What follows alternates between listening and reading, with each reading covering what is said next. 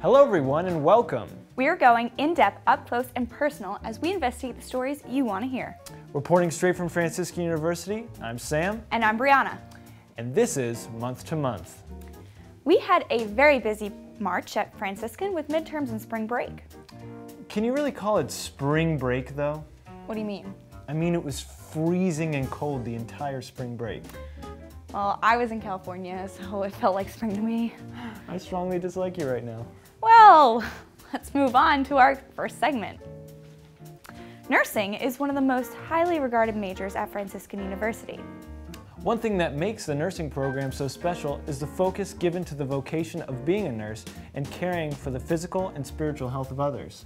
A special ceremony for the junior nursing majors is the Nursing Dedication Ceremony, where the students dedicate themselves to the vocation of being a nurse.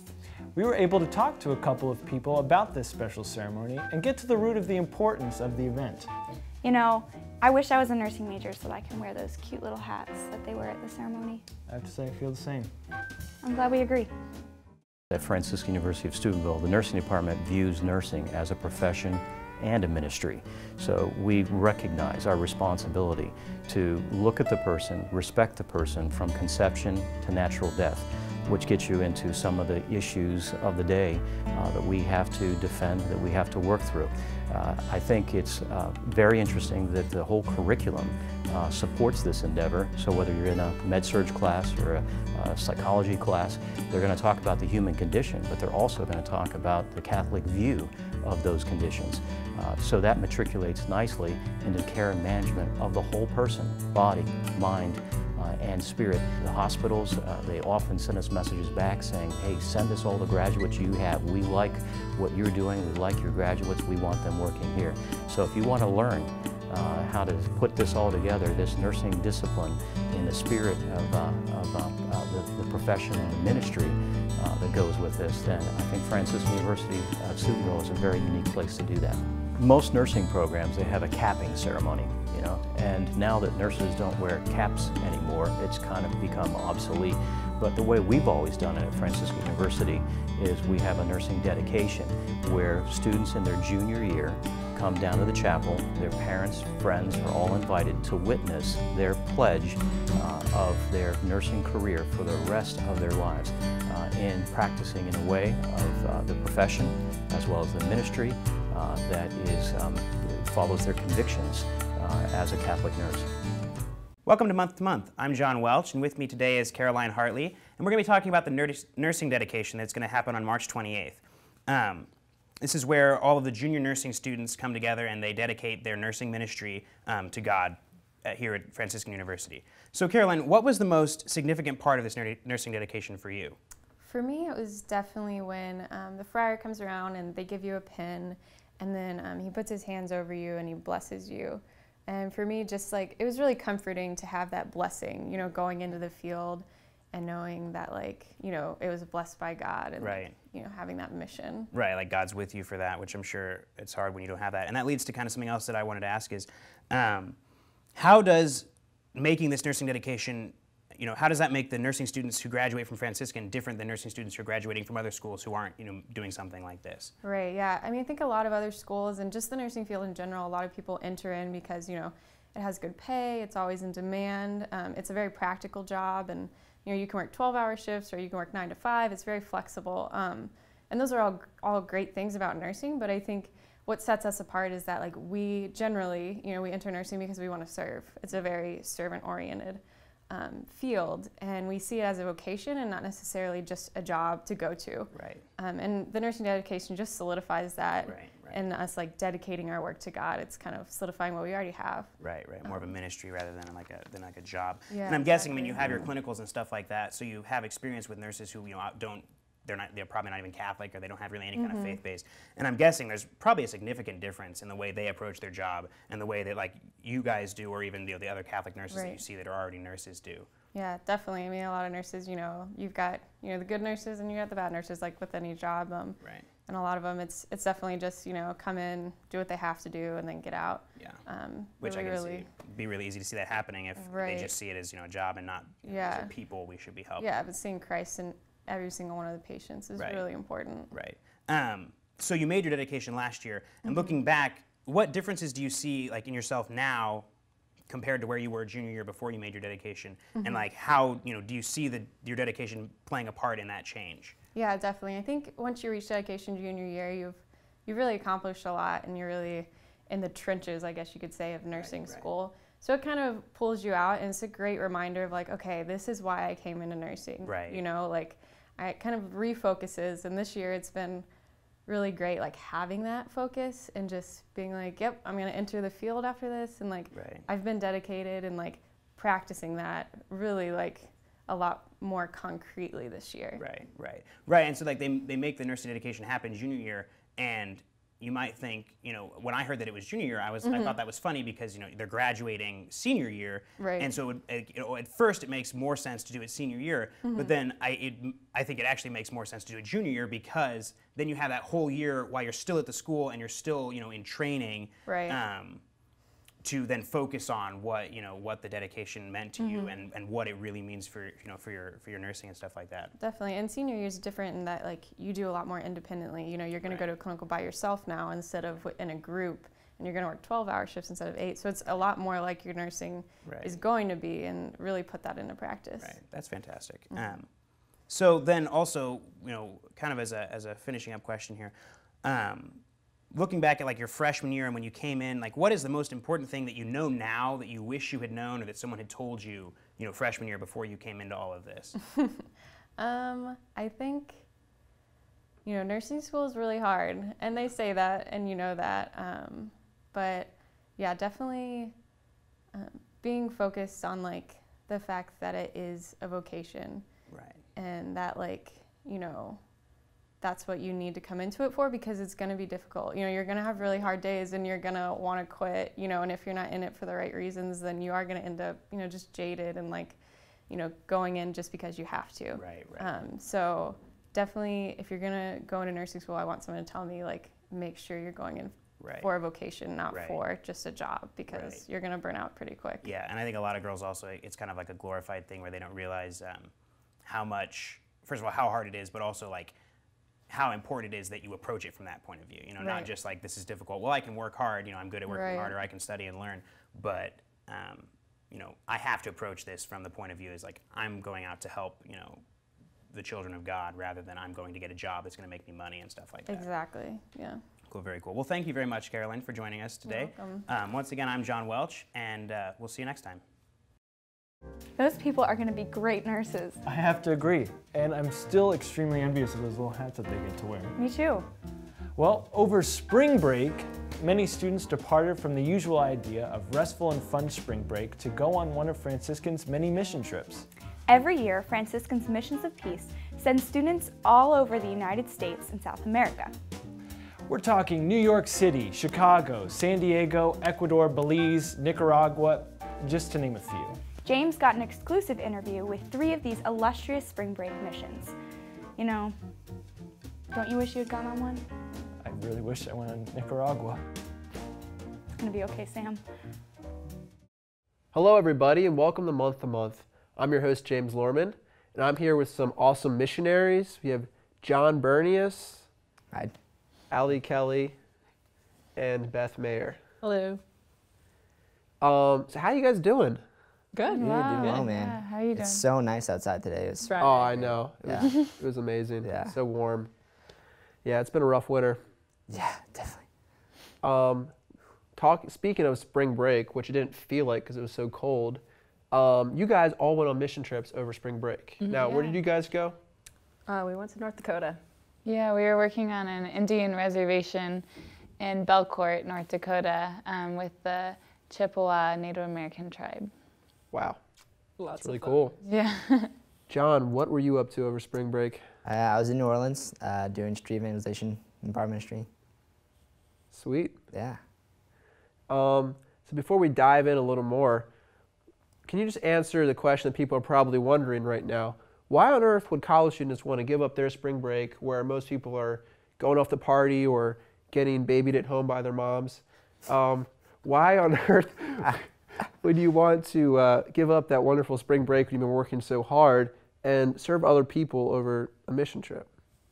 Well, I mean, just for me personally, like mission trips, like is really just what makes me come alive more than anything. So really, for me, like there's not really any comparison between going out and like doing evangelization or like works of mercy compared to just like sitting at home like doing nothing. You know, it's not kind of a no-brainer for me.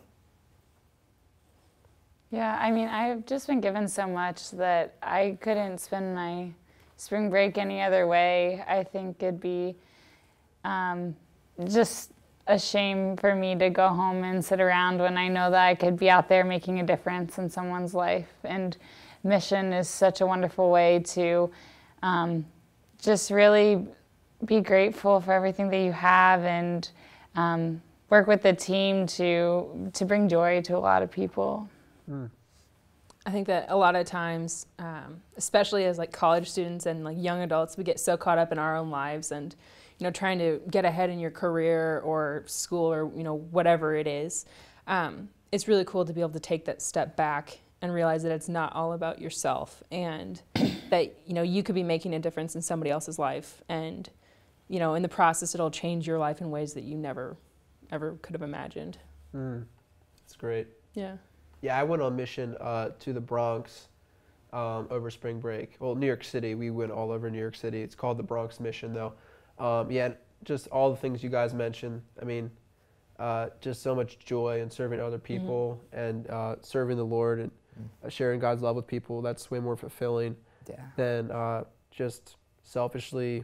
I mean, going home isn't necessarily selfish if you need that break, but when you have that call in your heart to want to go on mission, it's nothing else compares to it. So yeah, it's great. So yeah, this is something pretty unique that Franciscan has. Can you tell us a little bit about your North Dakota mission was through the Missions of Peace. Can you tell us a little bit about that and what they do?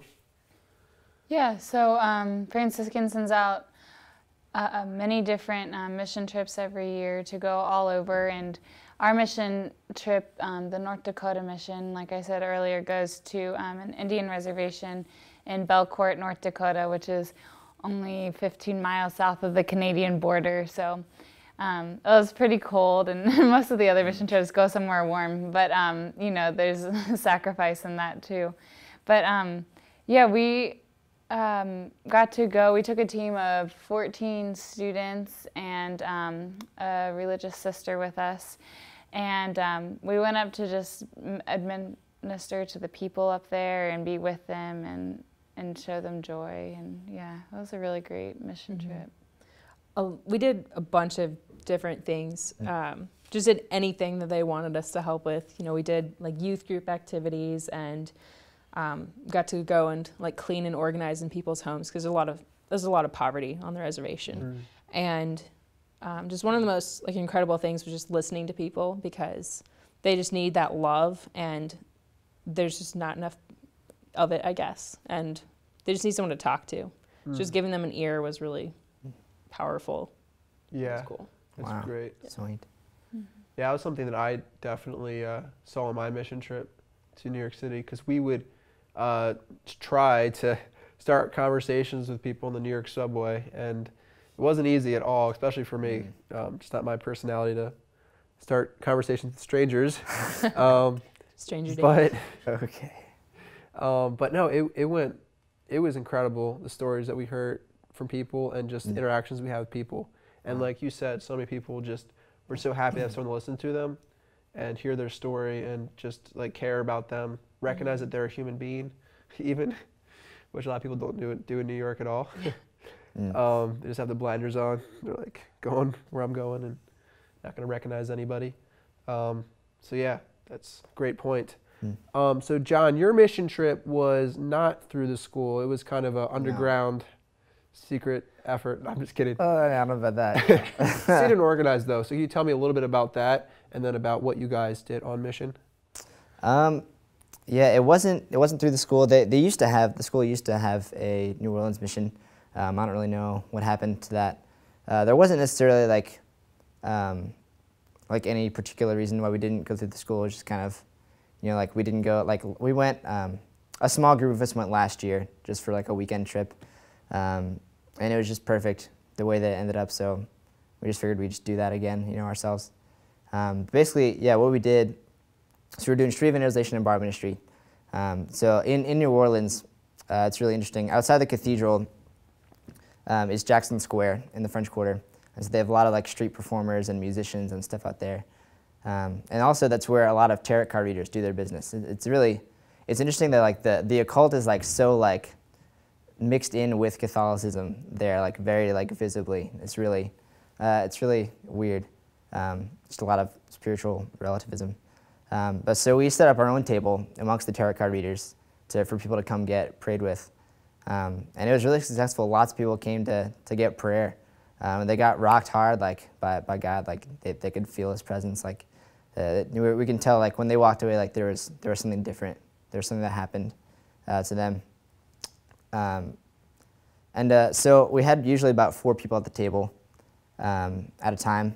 And so usually when everyone else would kind of be walking around like trying to start conversations. And basically the main goal is just like try to share your personal testimony, like how Christ has changed our lives, and offer prayer. And we pray with a lot of people that way. We did the same thing in bar ministry as well. It's kind of the same goal. Share our testimony, offer prayer.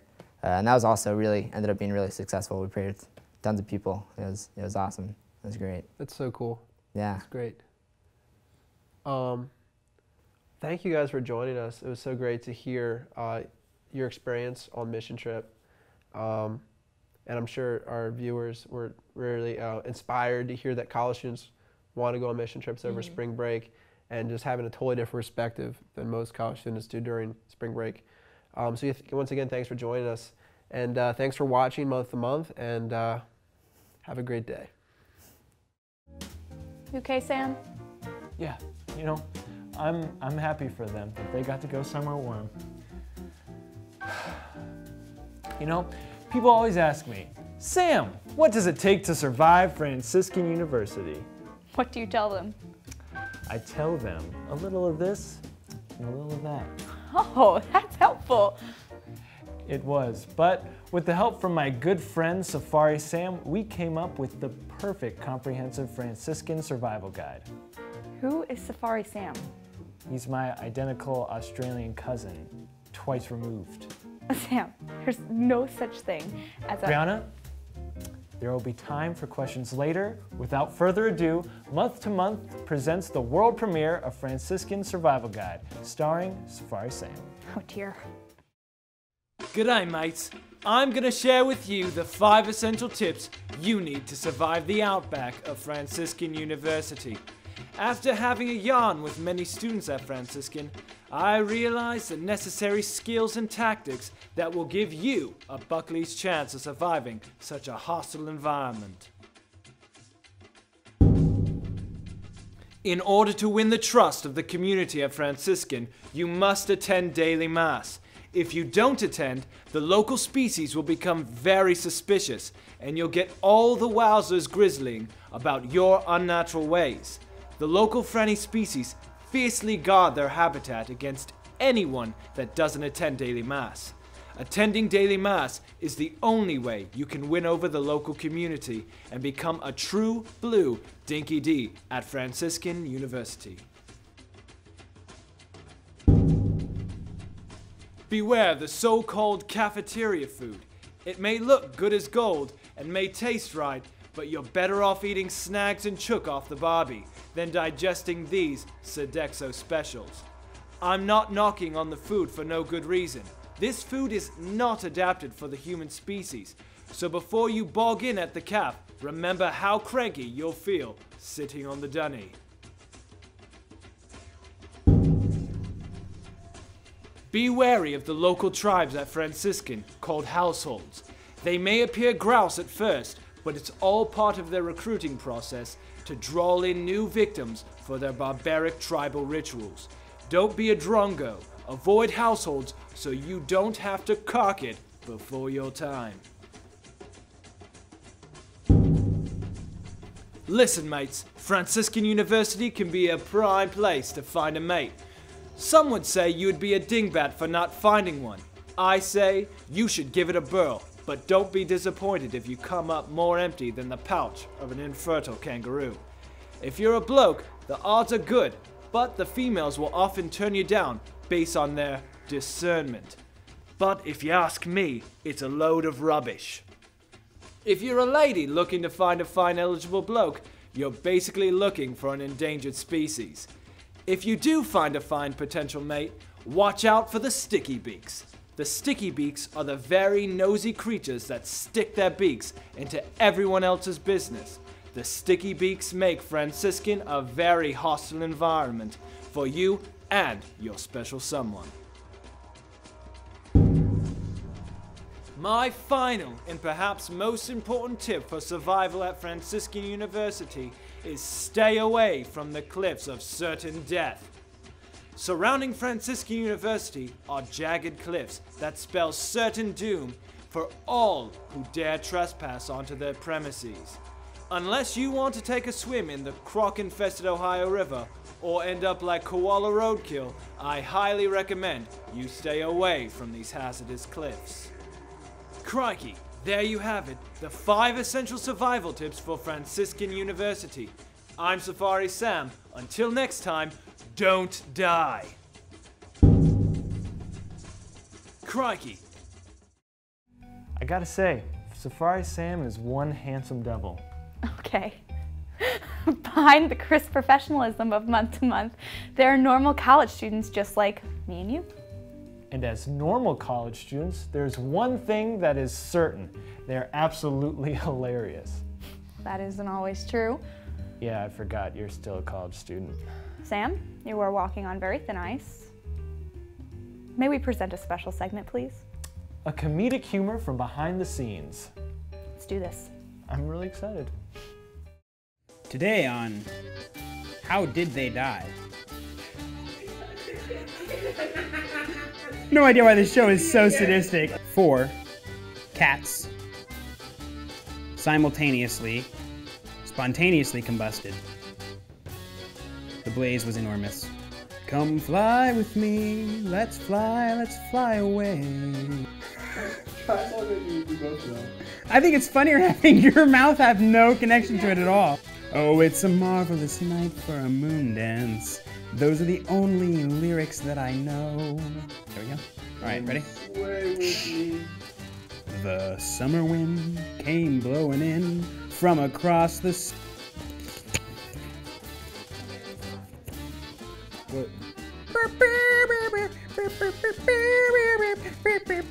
When the music starts to sway, sway with me, make me smile. Sway. Hey there, guys. Those students were just so funny. You know, it's not your fault that you were born a Terminator. I am not robotic. Well, in college, life can go oh so fast. One day you're a freshman, And the next, you're a senior. but at least we can treasure all those memories. Month to Month had the privilege to share in some of those special memories during interviews with a few of seniors graduating this May. You know, I'm one of those seniors. I do know that, and I'm really excited about it. Yeah. Thank you. I'm in a household, Servants of the Savior. We are a household that was formed about 14 years ago to answer the call for the new evangelization. I think we're doing a pretty good job of that. I decided to play tennis freshman year and stuck with it all 4 years. And it was the start of the program my first year, and it's just been awesome. An awesome way to grow in so many different ways, being on the team for so long. And there's been a new group of girls every year, so I've met a lot of good people playing tennis and just been able to grow in discipline and a lot of different ways on the court. Humility a lot of the time. So I was enrolled to the Virginia Military Institute to commission into the Marine Corps after 4 years there. And then I got in a car accident and I had a really serious neck injury. And so then I couldn't go into the military and I couldn't play football anymore, so I couldn't go anywhere to play football. So I was basically like, all right, well, I'll go to Franciscan. And I didn't really want to at first, but within my first 1 or 2 weeks here, I loved it and I didn't want to transfer or leave or go anywhere else. So my favorite memory of being at Franciscan was playing on Jack Bruce's intramural basketball team. We made it to the first round of the playoffs and lost, but that's okay because we had a lot of heart. Probably say one of the tennis seasons, like just at the end of the season, we made it to final, made it to championships multiple times, and we never clinched the win for the championships, but I think those are like some of the ones that really do stand out the most. Just having worked hard and like knowing that I played for 4 years and made it far. I think one of the things that's challenging, just in general being in college, is discipline and being able to make time. Like I wanted to be involved in different things and have friends, but really learning how to prioritize what I need to do and not get overly involved in one thing and lack in another area, and just making sure I'm doing things for a good reason, but making time for what I need to do. Independent digital filmmaking with Dr. Schaefer. It was definitely the most rigorous class I think I've taken. As far as time commitment goes, you have to really apply yourself and commit to hours and hours and hours of shooting and editing and stuff like that.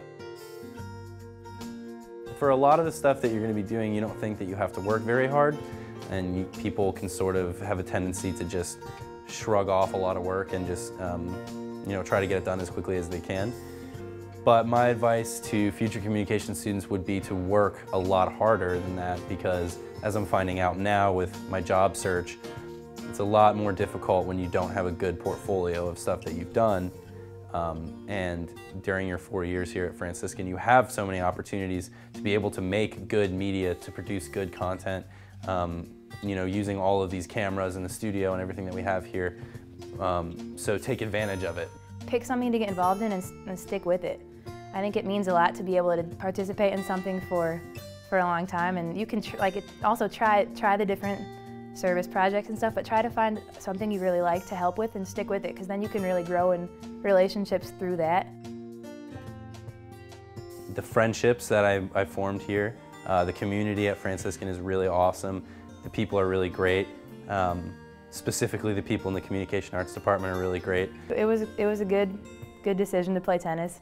Also, I've just been able to make some really good friends. I think that alone has made it so worth it. The friends I've made, people, I'm not in a household, but different people in households, and just the girls I've been able to meet and been close to has made it worth it over 1 million times. Like nothing else I've ever seen. None of my siblings have been able to experience anything like it, and it's just good to finally have friends who can support me to grow in my faith, and just a way to live day-to-day life with faith, but to be encouraged by the people around me to do so. Go Barons. I'm glad that I now know how you really feel about me, Sam. So am I.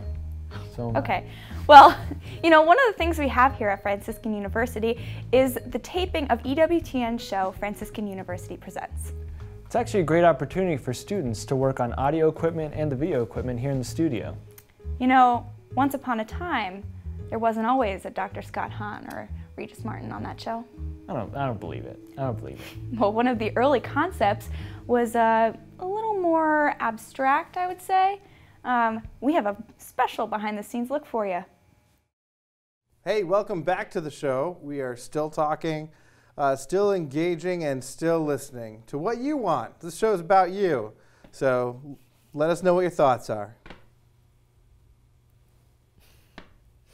Or we'll just go. If you're going to be, John is going to sit right here. He's going to be our person in this chair, sitting there. Janet's going to sit over there. She's the person who's sitting over in this chair over there. And then, of course, we've got Coco here in this chair right here. And today we're talking about a topic that I don't think anybody here really wants to discuss. So I'm not even going to bring it up. But we are here to talk about this topic. So that's where it's at. I don't want to talk about it either. I really don't. I know. I know that you don't want to talk about the topic, but I mean, everybody's talking about it. Yeah. And it seems like we're just beating a dead horse. I mean, this has been going on for a couple weeks now. And yet, if we don't talk about it, won't we seem behind the times? Don't we need to kind of at least acknowledge it? It's been acknowledged. Is ignorance bliss? I don't know. It's been going around the social media circles though for quite some time. Exactly. And I can't really pinpoint what irks me about it. Well, I think that this kind of thing, the problem with this kind of thing, is that no one is really sure what they're talking about. Well, nobody takes ownership, that's for sure. Yeah, definitely. Which is why we have our special expert guest here. Right. Yeah. Right. No one takes ownership. Yeah, see? Right. I know. Everyone's just like, I'm just going to let you talk about it. I don't really have an opinion. Right. I'm not really going to say what I think. I don't want to offend anybody. Right. Yeah, and then it just doesn't go anywhere. Just laying out some generic platitudes that really specifically point to, oh, I'm sorry. It's much better to just watch and take in how it evolves over time and how it expands eventually into a meme or some sort. I mean, what in the state of the internet, it can just grow so quickly. You know, you just have to sit back. You don't really have to do anything and say anything about it, really. Exactly. We did a very large survey in Africa and America, and we did a survey. Just those two specific places? Just, yeah. Those specific places being one continent, Who cares about what Australia and says? then averaging the two between continent and country. Right. And continentry.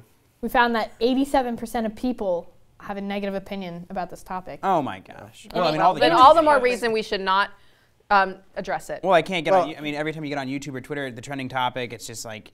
Oh, the trending. 100% of people are addressing the topic. 87% of people have a negative view. Even in Africa? Even in Africa. 100%? We were really, no, what? 87%. But I know you said 100%, you said 100% are addressing it. Yeah, they're all addressing it. In Africa and the United States. Exactly. Why, how are the people in Africa, like, how is that even? It's so hard nowadays. China aren't even talking about it though. It's so hard, you know, because any conversation you have, regardless of the topic, so did your poll happen in? It's like an elephant in the room. In Africa, that may be a literal elephant in the room, but it's always there. They've got it painted on the side of the elephant. Now, the survey, right, of the people in China was just from Chinese restaurants in America and Africa.